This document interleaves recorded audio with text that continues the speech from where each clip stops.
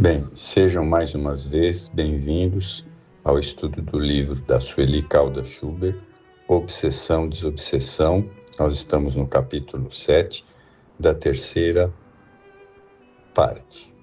E aqui nós estamos colocando alguns casos sobre a ação dos médiuns, tá? Então vamos lá. E ela vai estudar alguns casos. Uma das características das reuniões de desobsessão que frequentamos é que em determinadas noites de desobsessão que frequentamos, sem aviso prévio aos encarnados e dando como que uma pausa às comunicações dos obsessores, os mentores espirituais trazem um grupo de espíritos que desencarnaram de maneira semelhante ou que tiveram um padrão de vida mais ou menos análogo. Assim, às vezes, tem aqueles que desencarnaram assassinados ou os que se desprenderam pelo suicídio, ou os que foram alcoólatras, toxicomanos, etc. Ou ainda os que partiram em acidentes violentos.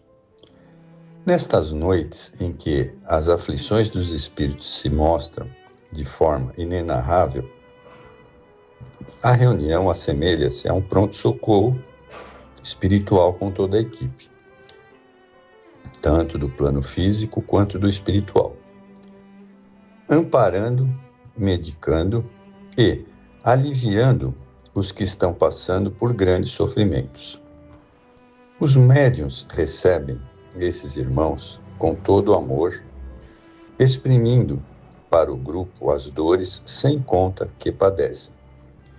Muitos deles passam gradativamente do estado aflitivo ou da prostração e do sono benfazejo, sendo levados para lugares de tratamento na espiritualidade, onde despertarão em melhores condições.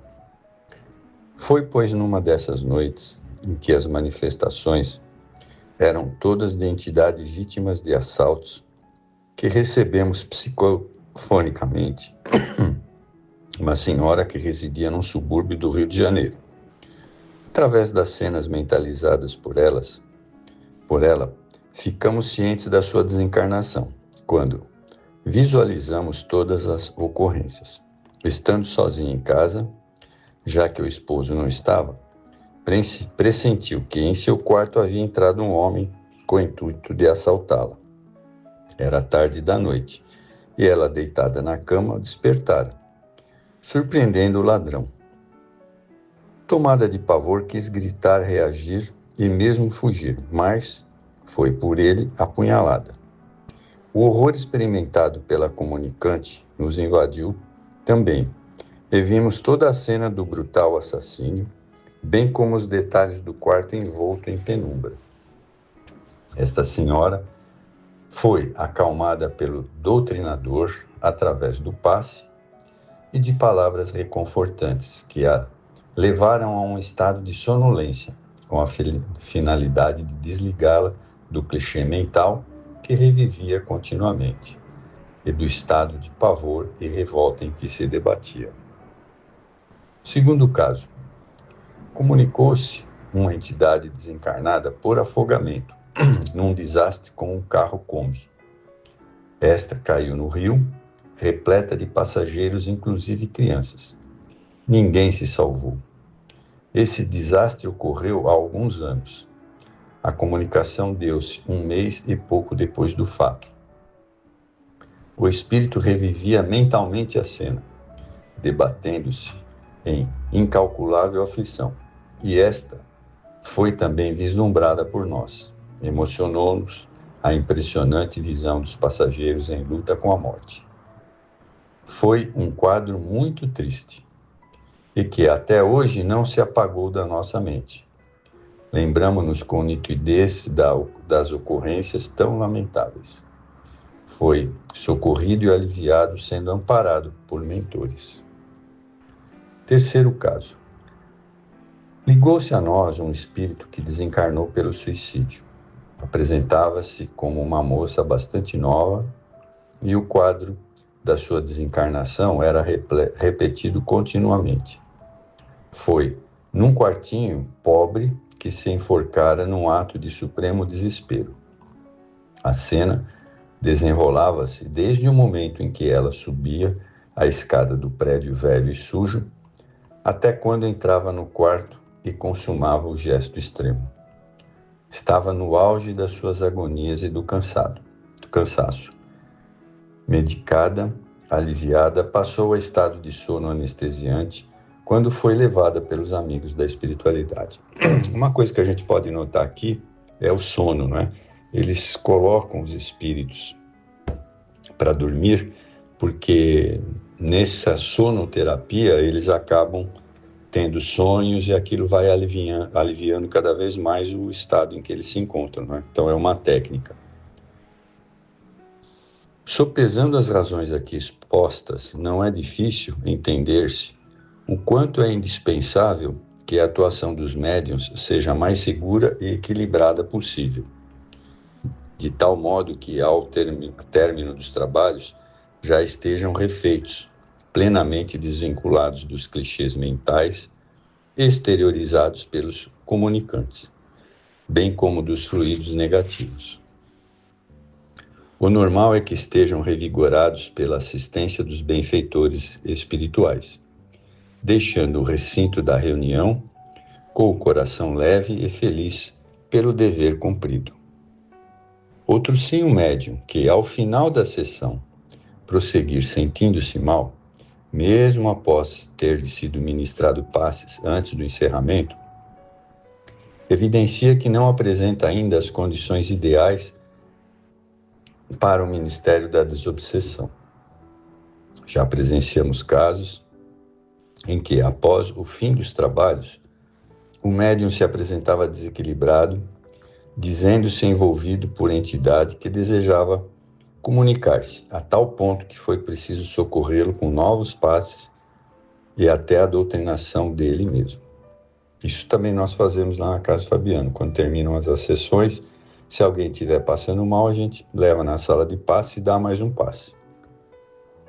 Também já ouvimos de pessoas que participaram de trabalhos mediúnicos a afirmativa de que saem das sessões com muita dor de cabeça e piores do que quando entraram.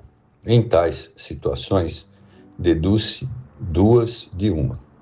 Ou o problema é com o médium que ainda não se educou e equilibrou, ou a reunião não está sendo conduzida com todos os requisitos fundamentais para o trabalho deste teor, apresentando falhas que se refletem nos participantes. Existe também uma corrente de opinião que merece ser mencionada. Muitos defendem um ponto de vista que é imprescindível a presença de um médium vidente nos trabalhos desobsessivos. Em realidade, a presença deste não é fundamental.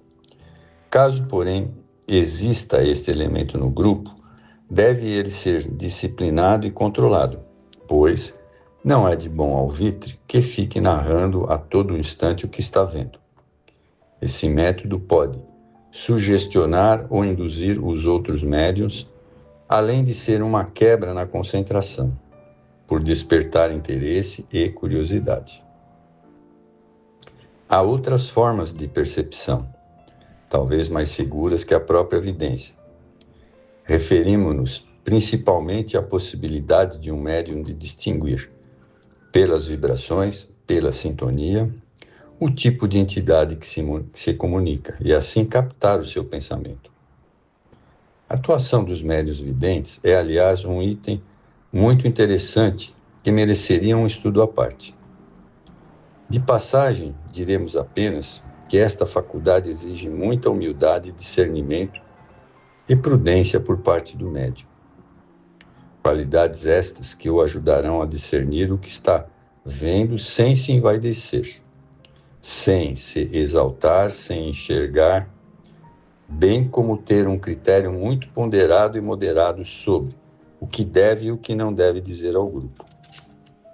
Quando se trata de uma visão de espíritos perseguidores, obsessores, o bom senso tem que funcionar para que não venha dizer, por exemplo, a um obsediado o quanto é temível e de aspecto apavorante o seu obsessor.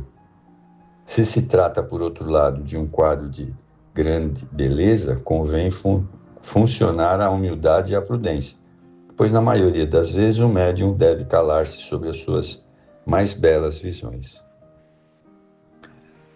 Quando o médium, numa reunião de desobsessão, se desliga do cotidiano em que vive e se esquece de si mesmo e se volta com todo o seu potencial de atenção para o trabalho que irá efetuar, quando desligado dos problemas físicos, das preocupações que muitas vezes lhe atingem o coração, se eleva em prece e se apresta assim a bem amar a todos os sofredores que se apresentam, quando sente inundado do seu próprio mundo íntimo de sentimentos que avassalam o visitante do espaço. Quando, penetrando na multidimensão da vida maior, sintoniza com a esfera do bem e com os trabalhadores de Jesus que operam em todas as faixas do amor. Quando assim se coloca na fronteira entre os dois mundos, então estará ele integrado na bênção divina do labor da caridade maior, caridade espiritual, que só a doutrina espírita tem condições de propiciar com toda a amplitude. E por um prodígio maravilhoso, quanto mais ele se esforce, quanto mais se dedique, sofrendo e até quase sempre para cumprir a sua tarefa, quanto mais se doe, mais venturas, alegrias e felicidade experimentará diante da sensação de ter cumprido realmente o seu dever e ter contribuído para minorar a dor do seu semelhante. Não existe na terra alegria mais suave e verdadeira que aquela que invade o nosso coração quando conseguimos contribuir para a felicidade alheia. É como se de repente o céu azul invadisse a nossa própria vida, dando-nos uma dimensão de infinito, uma sensação de bem-estar inefável, fazendo com que haja música celestial em nossos ouvidos e em nosso redor. A sensação de estar em paz com o mundo e de que o mundo todo está em paz. E assim nós terminamos mais este capítulo, que ele é muito interessante. Eu espero que vocês tenham gostado. E vamos continuar, porque ainda tem mais coisa para estudarmos. Muito obrigado.